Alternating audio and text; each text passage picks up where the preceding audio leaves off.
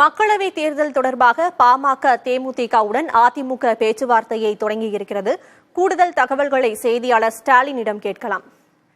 ஸ்டாலின், மக்களவை தேர்தலுக்காக அதிமுக கூட்டணியை சேர்ப்பதற்காக மும்முரம் காட்டி வருகிறது. தற்போது பாமக தேமுதிகவுடன் கூட்டணி பேச்சுவார்த்தை நடைபெற்று வருகிறது. இரு அணிகளும் எத்தனை தொகுதி கேட்க வாய்ப்பு இருக்கிறது? சக்தி, இந்த நாடாளுமன்ற தேர்தலுக்கான கூட்டணியை இறுதி செய்யக்கூடிய இந்த பணிகளில் தான் அஇஅதிமுக மும்முரம் காட்டி வருகிறது. கடந்த 2019ஆம் ஆண்டு நடைபெற்ற நாடாளுமன்ற தேர்தலின் போது பாமக மற்றும் தேமுதிக அஇஅதிமுக தலைமையிலான கூட்டணியில் இடம்பெற்றிருந்தன. தற்போது அதே கூட்டணியை மீண்டும் உருவாக்குவதற்கான முயற்சிகளில் தான் அஇஅதிமுக ஈடுபட்டிருக்கிறது. அன்றைய கூட்டணியில் பாஜக இடம்பெற்றிருந்த நிலையில் தற்போது இந்த கூட்டணி என்பது அஇஅதிமுக பாஜகவுடனான கூட்டணி இல்லை என்று தெரிவித்துவிட்ட நிலையில் பாஜக தனியாக தன்னுடைய தலைமையிலான ஒரு கூட்டணியை உருவாக்குவதற்கான அந்த முயற்சிகளை தொடர்ச்சியாக ஈடுபட்டிருக்கிறது. பாமக தேமுதிகவை பொறுத்த வரைக்கும் இரண்டுமே தமிழகத்துடைய மிக முக்கியமான அரசியல் கட்சிகளாக இருக்கக்கூடிய நிலையில் ஒரு குறைந்தபட்ச வாக்கு வங்கி இந்த இரண்டு கட்சிகளுக்கும் இருக்கின்றன. அந்த அடிப்படையில் இந்த இரண்டு கட்சிகளுமே தங்களுடைய கூட்டணியில் இடம்பெறுவதற்கான முயற்சிகளில் அஇஅதிமுகவும் சரி பாரதிய ஜனதா கட்சியும் சரி இரண்டுமே அந்த திரைமறைவு பேச்சுவார்த்தைகள் தொடர்ச்சியாக ஈடுபட்டிருக்கின்றன.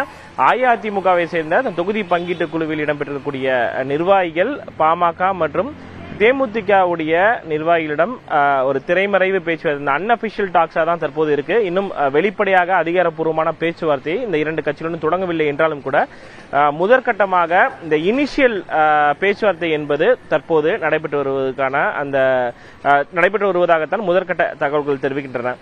பாட்டாளி மக்கள் கட்சியை பொறுத்த வரைக்கும் கடந்த நாடாளுமன்ற தேர்தலில் 7 நாடாளுமன்ற தொகுதிகளை அஇஅதிமுக தலைமையில் பெற்றது. அதே போல தேமுதிகவை பொறுத்த வரைக்கும் 4 தொகுதிகளை பெற்றிருந்தது.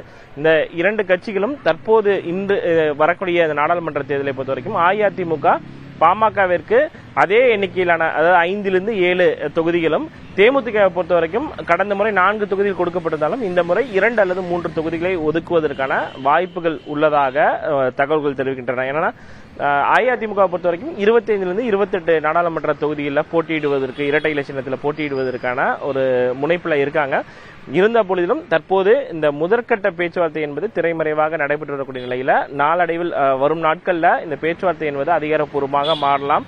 பாஜகவும் அதே வேளையில பாமக மற்றும் தேமுதிகவை தங்களுடைய கூட்டணியில் கொண்டு வருவதற்கான தொடர் முயற்சிகளில் ஈடுபட்டிருக்கு.